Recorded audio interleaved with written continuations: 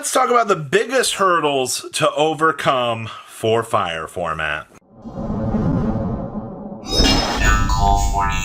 This Friday on Market Watch, we are going to have the Lightsworn deck box, and we worked very hard on this. The Judgment Dragon's going to be the front of the box, top's going to be the Raikou, and then the back is going to be the Celestial, and it's going to look absolutely amazing.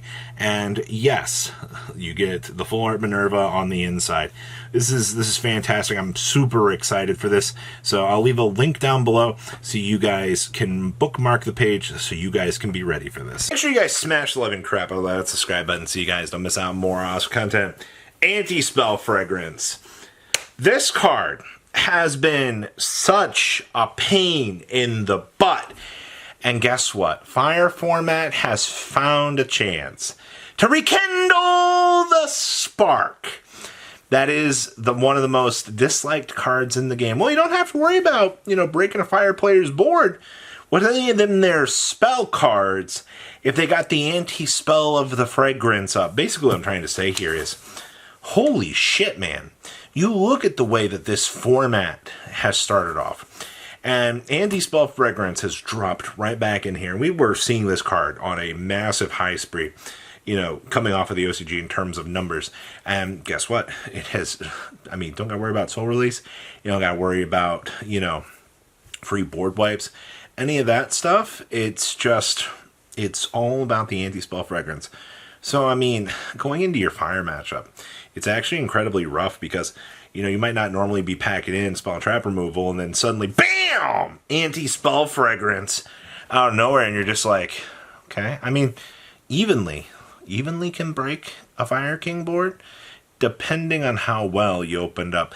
I actually don't have Evenly on this list, but if you want my personal opinion, if you're really worried about, some of the craziness that these boards are generating, just slamming Evenly into it. Anti-Spell Fragrance is cool and all, but if you have an Evenly, you can tip the scales a lot crazier than this. And it's very interesting to kind of look at this right now, but truly overcoming the hurdle versus, blowout cards. I gotta love Anti-Spell, man. It's such a crazy thing, but Evenly, that's an entirely different domain. Let's talk about Soul Release here for a second.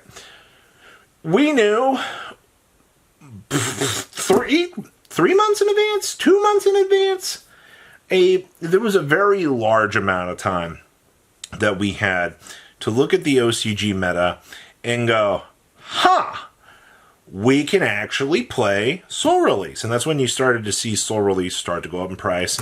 And then people, for some reason, didn't get the memo, even though we yelled at the top of our lungs that you need to pay attention out here to Soul Release. We saw it coming a mile away. And the biggest thing is Anti-Spell can curve out.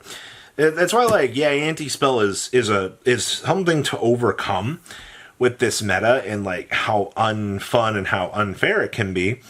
But the thing is, with how everything's kind of unloading here at the moment, Soul Release is a card that if you do see it and they don't have an anti-spell, you remove all the Promethean Princesses, you remove all the little fire interactions.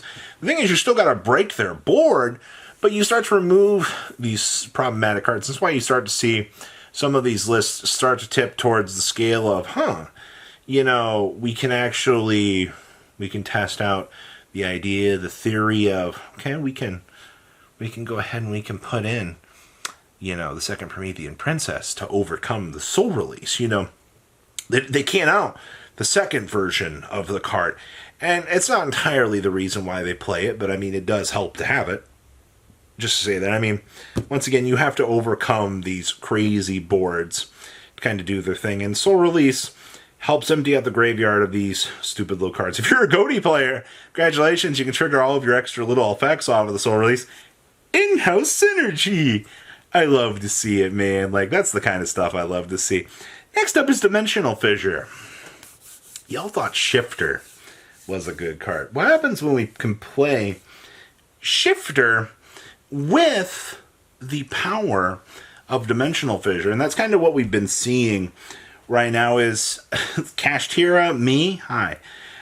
We've been playing all of these different ideas out here, trying to find the perfect spot. We're like, hey, we want to try to overcome some of the bad madness of the format here. And Dimensional Fissure is literally just that, all right? You see this card, and the Fire King player either has to do a couple things. They have to burn through half of their combo to make this really craptastic board at the end of the day, which is not saying that they can't do this, but at the end of their board, it might be kind of fragile, and that's a win. Like, holy crap, man! Like, if you can put them into a position where they can make a board on super subpar, stance, that's actually pretty good. But I mean, what Snake Eyes Ash, add Pobbler, make the Lingaribo, make the SP Little Knight, can out the Dimensional Fissure unless you have some sort of protection for it. So that's a big thing that you got to consider. Like, slow-moving Floodgates can be good to do their thing, but a simple interaction, as I just said, could... Yay, we did it, we added it. And I've had a lot of success with Dimensional Fissure. I think the card's kind of nutty for what you're actually kind of able to mess around with out here. So, little things to consider, but the slow and steady kind of wins the race when it comes to these things. And Dimensional Fissure is one of those cards that, when it does its thing, it can be Yu-Gi-Oh! It can be Yu-Gi-Oh! Imagine the smile on your opponent's face when you go first. You summon Dimensional Fissure. I mean, normal the border, activate the Dimensional Fissure. Next up, Super Poly. I didn't think too much about this. I was just kind of like, hey, Super Poly's just kind of cruise controlling through the format here. You might be able to cheese up, a Mud Dragon some of the time, but not all of the time. Come to find out here in the format, you can actually use Super Poly to do things. Who would have guessed? Me? Yeah, it's usually the same culprits. It's Garua, Mud Dragon. Maybe less Garua, more Mud Dragon, I feel like, at this point in time. But we've been seeing this. Hi, Branded. Hi. If you dear old Branded players have not gotten the note with the meta, for whatever reason, that people still think that, your deck is the craziest thing since sliced bread, I don't get it. Super Poly should probably be in the main this format if you're trying to board break your opponent. Contrary to popular belief, I don't know why, but people have been trying to stray away from Super Poly and Branded, and I feel like you're just doing yourself a disservice at this point. The card exists in the scope to board break and to allow you the chance to actually be able to play the game. If you take that away from yourself, then you're putting yourself into a position that you just you can get blown out in. That's not what you want to be doing right now. All right, your deck already is kind of fragile as it is, but to have Super Poly as that tech choice to allow you to overcome these fireboards, rely on it. Don't feel like, I got to throw this out. No, that's not the case. You want to win. It amazes me how much people try to, hurt themselves out of an advantage to do well. And the last one here is Lancia. Holy crap!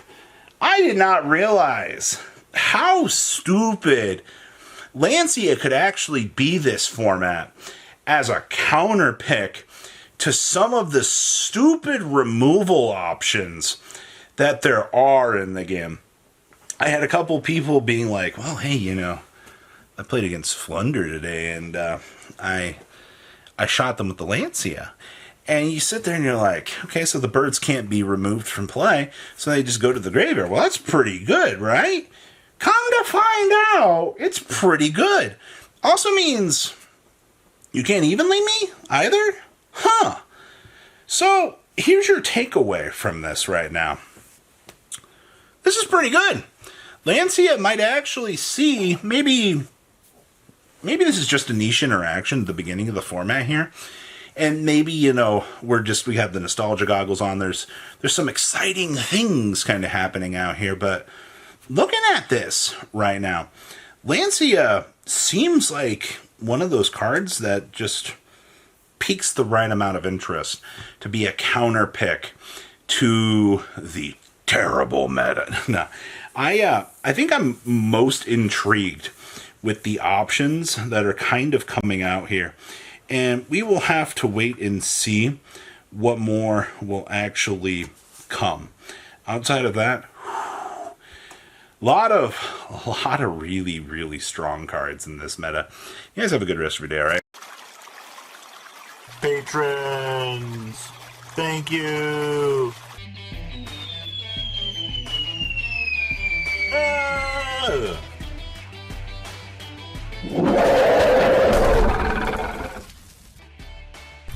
Thank you so much for watching. Check out these other videos.